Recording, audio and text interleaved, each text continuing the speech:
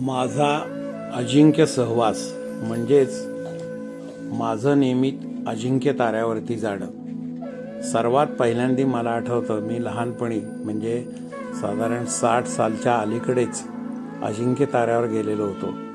अर्थात मी लहान होतो आणि त्यावेळची माझी आठवण अशी की अजिंक्य ताऱ्याचे दरवाजे शिवाजी महाराजांच्या वेळी जसे सूर्योदयाला उघडत असत आणि सूर्यास्ताला बंद होत असत, तसं आम्ही संध्याकाळी गेलो तेव्हा दरवाजा बंद करणाऱ्यानं वर येऊन आम्हाला हाका मारलेल्या होत्या आणि 10-15 मिनिटात आता मी दरवाजा बंद करणार आहे असं मला त्यांनी सांगितलेलं होतं।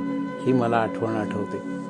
त्यानंतर शाळा, कॉलेज आणि माझा व्यवसाय सुरू झाल्यानंतर सुमारे 1985च्या नंतर ते जवळजवळ आजतागायत असं 25 वर्ष नियमित आणि त्यानंतर जमेल त्याप्रमाणे मी अजिंक्य ताऱ्यावर नियमित म्हणजे दररोज जात होतो।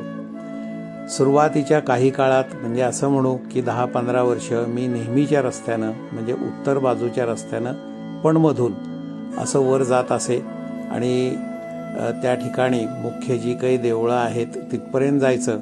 देवळाला जाण्याचं कारण किंवा देवाला जाण्याचं कारण हे मुख्य म्हणजे शिस्त या स्वरूपातला त्याच्यातला भाग होता। काही देवळे ही घाणेरी आणि इतर झुडपांनी वेढलेली होती आणि काही देवळं बंद सुद्धा होती, म्हणजे विशेषतः सप्तर्षीच्या देवळाला तर नियमित कुलूप असायचं। परंतु मी दुरून शिखराचं दर्शन घेऊन तिथून परत येत असे। नंतरच्या काळात मी दक्षिण दरवाजानं जायला सुरुवात केली। उत्तर बाजूनं ज्या वेळेला आपण जातो त्यावेळेला तिथं आपण असं म्हणू की नियमित वाट आहे, म्हणजे पायऱ्यांवरून जाता येत होतं मला आणि पुढं मग रस्ता लागतो। परंतु दक्षिण दरवाजानं म्हणजे दक्षिण बाजूनं जाताना पूर्ण जंगल आहे आणि तिथं पायवाट आहे। या सर्व प्रवासात माझ्या लक्षात आलेली गोष्ट म्हणजे पर्यावरणाच्या आपण जेवढं जवळ जातो तेवढं निसर्ग आपल्याला काही त्रास देत नाही। म्हणजे उदाहरणार्थ पावसाळ्यामध्ये घरून निघताना पाऊस असेल तरच मी टोपी किंवा एखादा कोट वगैरे असं घालत होतो। परंतु नंतर माझ्या असंही लक्षात आलेलं आहे की त्यावेळेला जर पाऊस नसेल आणि मी तसाच निघालो आणि नंतर जर पाऊस आला तर मी खूपदा पावसात पूर्ण चिंबपणे भिजलेला आहे, पण मला कधी सर्दी किंवा काही असा त्रास झाला नाही। तोच प्रकार हिवाळ्यातला किती थंडी असेल किंवा मी थोडंसं पावसाळ्याचंही उदाहरण घेईन की एकदा चालायला लागल्यानंतर तुम्ही वॉर्मअप होता आणि तुम्हाला ते जे पावसाचं पाणी किंवा थंडी असती ती हवीशी वाटते। उन्हाळ्यामध्ये सुद्धा एक रुमाल एवढं जवळ असलं की पुरेसं होतं। घरून निघतानाच मी पाणी पिऊन निघत असे, त्यामुळं मला पाण्याची गरज नसे। परंतु वर जाताना मी 2 बाटल्या नेहमी खिशात भरून ठेवत असे। जेव्हा अनेकदा लहान मुलं मला वरती भेटून विचारायची की काका इथं कुठं पाणी आहे का, तेव्हा मी त्यांना पाणी द्यायचो। आणि इतर वेळी म्हणजे ज्यावेळी कोण नसेल त्यावेळेला हे पाणी मी झाडांना घालत असे। जिथं जिथं पाण्याची ठिकाणं होती तिथून मी पुन्हा बाटल्या भरून घेत असे आणि ज्या झाडांना गरज आहे असं मला वाटते तिथं मी घालत असे। त्याचप्रमाणे मंगळाई, रत्नेश्वर, सप्तर्षी ही ठिकाणं होती। या ठिकाणी सहसा कुणा माणसाचा त्या काळी वावर नव्हता, त्यामुळं तिथं जाऊन सुद्धा एक बाटलीवर पाणी घालून पान फूल वाहणं हे काम मी करत असे। काही काळ मंगळाईच्या देवळाची किल्ली माझ्याकडे होती आणि त्यामुळं तिथं देवीला साडी नेसवणं वगैरे हे कार्यक्रमसुद्धा किंवा हा परिपाठसुद्धा मी शिकून घेतला होता। म्हणजे मूर्तीला साडी कशी नेसवावी हे मी तिथल्या पुजाऱ्यांकडून एकदा समजावून घेतलं होतं आणि त्यांनी मला किल्ली देऊन टाकले। म्हणजे तुम्हीच नियमित येत आहे, तुम्हीच हे काम करा। म्हणलं ठीक आहे, काय हरकत नाही। एक किल्ली त्यांच्याकडे असेल तर ही एक गोष्ट। दुसरं, खूप वेळेला म्हणजे विशेषतः पावसाळा आणि जवळजवळ असं म्हणू आपण की डिसेंबर-जानेवारीपर्यंत छाती इतकं गवत वाढलेलं अजिंक्य ताऱ्यावर खूपदा दिसत असे। त्या गवतातून अनेकदा मला जावं लागायचं आणि तिथून जाताना म्हणजे अर्थात माझे मधले रस्ते होते म्हणून असं नेहमी वाटायचं की खाली काही असेल का किंवा खाली खड्डे आहेत का, परंतु त्यावेळी मला तसा काही अनुभव आलेला नाही आहे। अनेक वेळेला मी दक्षिण दरवाजानं सुद्धा जे गेलेलो आहे ते मला जेव्हा वेळ मिळेल तेव्हा, मी जसं ऋतू आणि पर्यावरण याबद्दल सांगितलं तसं अजिंक्य ताऱ्यावर फिरायला जाण्यासाठी कोणतीही वेळ ठराविक नाही. शक्यतो मी सकाळी जात असे ही गोष्ट खरी, पण दुपारी वेळ मिळेल तसं, संध्याकाळी आणि क्वचित प्रसंगी रात्री 12 वाजता सुद्धा, विशेषतः पौर्णिमेच्या वेळेला मी गेलेलो आहे. आणि अमावस्या किंवा असं काही जर असेल आणि उशिरा गेलो असेल तर त्यावेळी फक्त खाली उतरताना मला पायऱ्यांवरचा म्हणजे पायऱ्या समजत नाहीत कुठं संपल्यात आणि हे झालेले आहेत एवढाच थोडा त्रास जाणवला. परंतु चांदणं म्हणजे काय आणि चांदण्यांचा उजेड म्हणजे काय हे अजिंक्य ताऱ्यावर गेल्यावरच कळतं, कारण आपल्या डोळ्यावर दुसरा कुठलाही उजेड त्यावेळेला नसतो. त्याचप्रमाणे अर्थात सूर्योदय सूर्यास्त हे सुद्धा खूप वेळा आणि अनेकदा मी अनुभवलेले आहेत आणि त्याचा आनंद घेतलेला आहे. अजिंक्य ताऱ्यावरती अनेक प्राणी मला दिसलेले आहेत किंवा आपण भेटलेले आहेत असं म्हणू.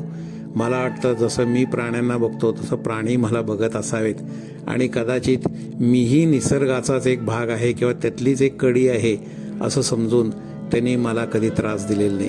साप हे खूपदा माझ्या समोरून आडवे गेलेले आहेत, दिसलेले आहेत आणि ते त्याच्यात नागही होते आणि अर्थात विषारीही होते, पण माझा त्यांना कधी त्रास झालेला नाही, त्यांचा मला त्रास कधी झालेला नाही आहे.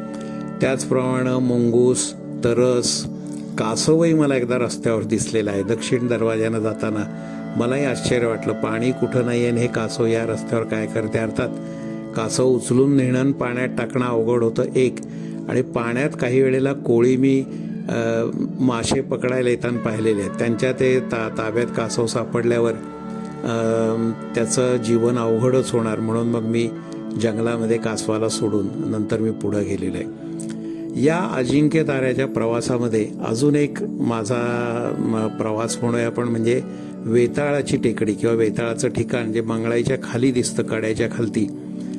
तर तिथं मी अमावस्या आणि पौर्णिमेला आवर्जून जात असे. हा धार्मिक भाग नसून एक चेंज म्हणून मी तिथं जात असे.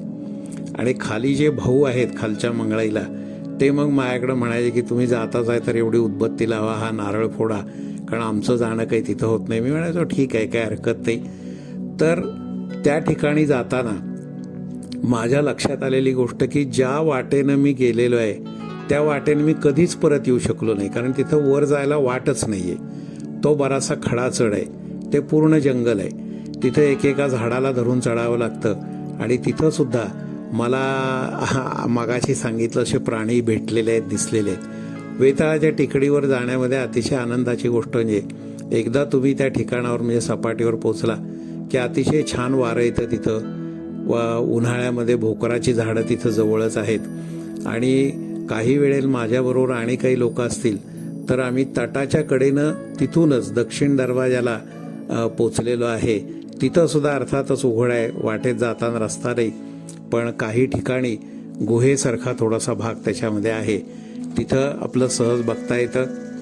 त्याचप्रमाणे एकदा असं झालेलं होतं की मी संध्याकाळी जात असे 4-5 वाजता, आणि तिथं वनरक्षकानं मला अडवलं आणि सांगितलं की दक्षिण दरवाजानं तुम्ही जाऊ नका, कारण इथं एक वाघ किंवा बिबट्या याची मादी व्यालेली आहे आणि तिची पिल्लं आहेत तिच्याजवळ.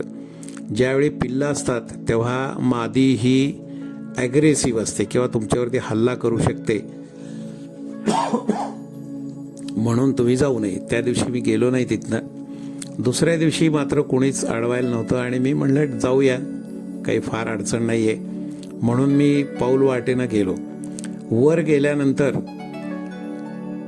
ज्या वेळेला मी वरती दक्षिण दरवाजानं पोचलो तेव्हा काही लोक माझ्याकडे आली आणि मला विचारलं की त्या वाघिणीबरोबर किंवा वाघाबरोबर म्हणून, अर्थात वाघिणीच असावी, तुम्हाला काय तुमचा अनुभव आहे. मी म्हटलं मला दिसलीच नाही आहे वाघीण. पण त्यांनी सांगितलं आम्ही वरून शूटिंग करतोय आणि आम्ही पाहतोय की तुम्ही जसं चाललेलं आहे ते तुमच्या बरोबरीनं वरच्या बाजूनं ती वाघीण चाललेली होती आणि तुम्ही समांतर याच्यामध्ये दोघंही चाललेला होता. अर्थात मला हे माहिती आहे की वाघाच्या चालण्याचा अजिबात आवाज येत नसतो, आपल्याला कळत नाही. कदाचित असं म्हणू की वाघिणीच्याही लक्षात आलं असावं की हा माणूस काही फारसा धोकादायक नाही आहे, म्हणून ती माझ्याबरोबर चाललेली असावी. त्याचप्रमाणे पुन्हा एकदा मात्र असंच मी संध्याकाळी जात असताना एकदम धडधड धडधड धडधड काहीतरी पळत येते असा आवाज आला आणि बघितलं तर माझ्या समोरून उडी मारून एक वाघ पलीकडे निघून गेलेला मी बघितला. त्यामुळं वाघाचं दर्शन हे मला अजिंक्य ताऱ्यावर झालेलं आहे. अशा या सगळ्या गोष्टींचा विचार करता ही गोष्ट अतिशय चांगली मला अशासाठी वाटते की चालणं हा सगळ्यात चांगला व्यायाम आहे. त्यातूनही जंगलात आणि अशा मोकळ्या ठिकाणी तुम्ही जात असाल तर तुम्हाला 100% पूर्ण चांगला असा ऑक्सिजन मिळत असतो. आणि हा जो माझा प्रवास आहे याच्यात मी एक महत्त्वाची आणि शेवटची आठवण सांगतो की ज्या वेळेला मी दक्षिण दरवाजाने जात असे त्यावेळेला काही लोक मला वरनं एकदा येताना भेटली आणि ते म्हणले की तुम्ही एकटेच चाललेलं आहे, एकटे जाऊ नका या रस्त्यानं. वस्तुतः मी अनेक वर्षे गेले पण त्यांना माहिती नव्हतं आणि त्यांचा हेतू चांगलाच होता. मी त्यांना सांगितलं मी एकटा नाही आहे. तर त्याने आजूबाजूला बघितलं ना कोण आहे, म्हणजे तुमच्या मागं किंवा पुढं झालेलं आहे का.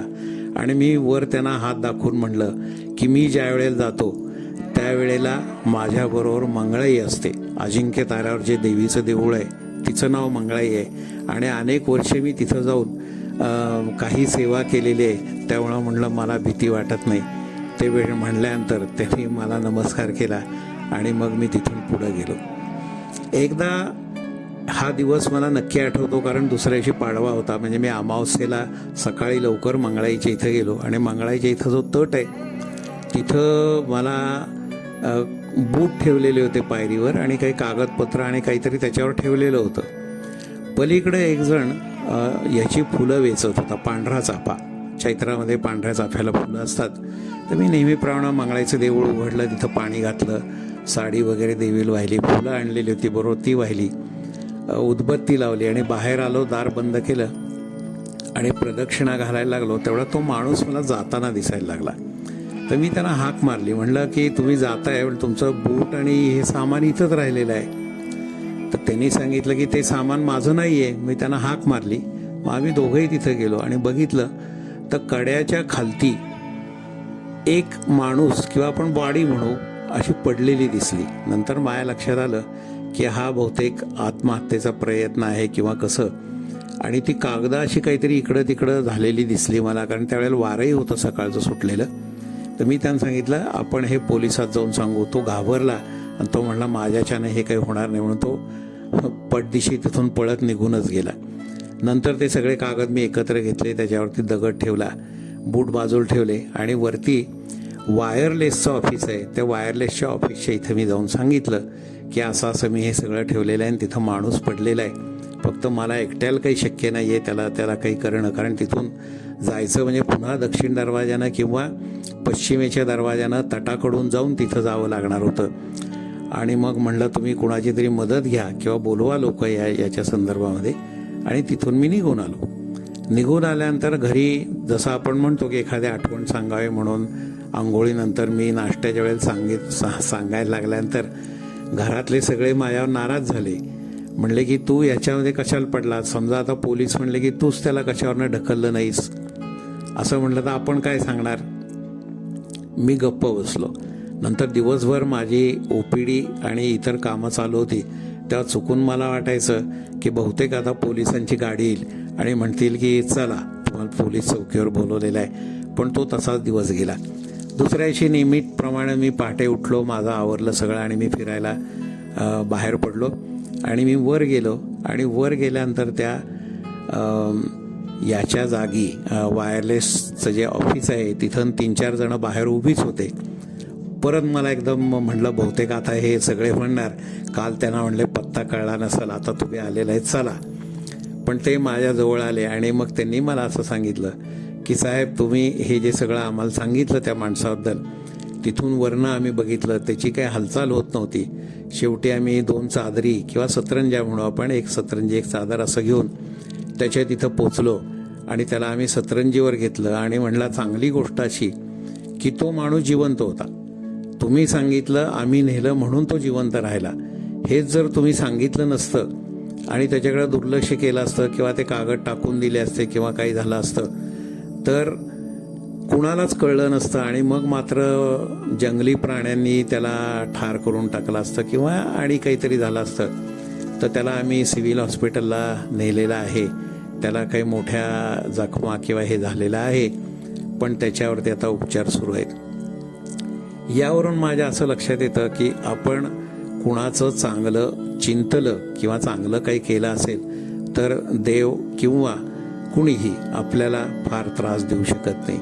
कदाचित त्यामुळे एखाद्या माणसाचा जीव वाचला असेल. मी कागदपत्र ठेवले, त्याच्यावरून त्यांनी त्याचा पत्ता शोधून काढला आणि मग पुढच्या काही गोष्टी त्याच्यामध्ये घडल्या. हे माझे अजिंक्य ताऱ्यासंदर्भात काही अनुभव आहेत. तुम्हाला वाटले आणि आवडले तर अवश्य रेसिप्रोकेट करा. धन्यवाद.